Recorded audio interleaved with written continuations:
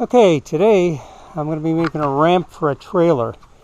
I just got this trailer. I don't really need a trailer for too much, but I do need it at this point to move a zero-turn lawnmower from one place to another. And I tried doing it the other day with a piece of plywood like this, and I went up and the plywood just bowed so much I could hardly get it in. I finally got it in, then I couldn't get it out. I ended up putting some cinder blocks underneath the edges of the plywood, and I'm glad I did that because as I was pulling the lawnmower off, the whole ramp fell down, and the only thing that saved me were those concrete blocks that are down there. So I decided to build a temporary ramp, and this is how I'm doing it. I'm using 5/8 inch plywood only because that's what I have. I'm going to be using 2-inch or 2x4 on each side, and I'm going to run a 4x4 down the center. And the plywood is 6 feet long because that gives me just enough of a ramp without making it way too long. And then I'm going to be using this little bracket here that I got at the Home Depot. I don't know what it's called, but I think it was $5. I'm going to split it down the middle, maybe cut these off, maybe not, I don't know. And I'll be using that to sort of attach it to here, which I'll show you as I'm going along. But anyhow, so 2x4 on each side, 4x4 down the middle for a strong back, and a piece of 6x4 5/8 inch plywood, and hopefully this is going to work. Also, I'm going to put a 2x6 at the end to give a little more strength. So let me get, before I turn the camera off, let me show you what I did first of all. In order to get this angle, hook the trailer up to the car so I get to the right height. And unfortunately, I'm dealing under really bad conditions with this, this gravel and stuff. But so you have to get the angle there. So all I did was take a 2x4, set it against it, trace the line, and then I just moved the line up forward so that it only caught the very edge of the wood, and then just cut it off. At the bottom, I'm going to be doing the same thing. Just lay a 2x4 down, and I already have it marked right there. So I'm going to cut that off and see how it fits. Now, as I said, I'm working in really bad conditions, so I put a piece of plywood here in order to hold it so it's flat. So let me go cut some wood and see how this goes together.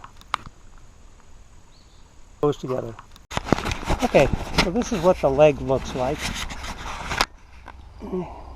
Pretty simple, and you can move up or down depending on the ground itself.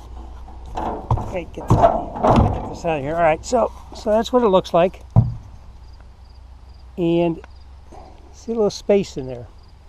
That's so it's easy to put onto this rail here. What I'm doing is I just have a couple little washers, started the screw so it's almost through, put a couple of washers on it, and then I'll just put it together.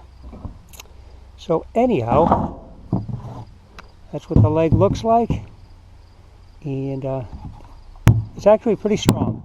So let me put this other one together and see what I can do about making it stronger, although I don't think I can.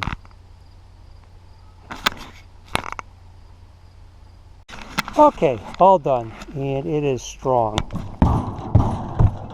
That's not going anywhere. I'm still going to put the little pins in here just to make sure it doesn't slide off, but that's really strong. So there you go. It's not the prettiest thing in the world, but it's strong enough to handle a 4-wheeler, a zero-turn mower, and it took about 3 hours to make. So I've got $5 in that one part that I cut in half, or $5.50, something like that. Sheet of plywood, which I already had, but if you have to buy it, it's 5/8 inch. I'm guessing it's probably going to run you probably about $20. That's about $25. And two 2x4s, let's say they're $2 each. 29. I would say you probably do the whole thing probably do the whole thing for about $35. And you can do it completely with hand tools if you don't have power tools. You don't have to weld anything.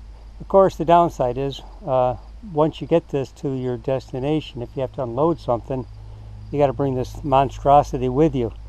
But it beats the alternative having to try to get up on a trailer without a ramp. So there you go. I'm happy with it, and give it a try tomorrow. I'll put the four-wheeler on, but I'm sure it's going to hold it. These legs, I think I'm going to keep these as a permanent thing, even though I think this metal would probably be strong enough once I put the other bolt in it. There's no sense in taking a chance. These legs are easy to make. If you're buying an 8-foot 2x4, you got 2 feet left over anyhow from this, and the leg doesn't necessarily have to be here. It could be down a little farther, but this gives it maximum support. So there you go.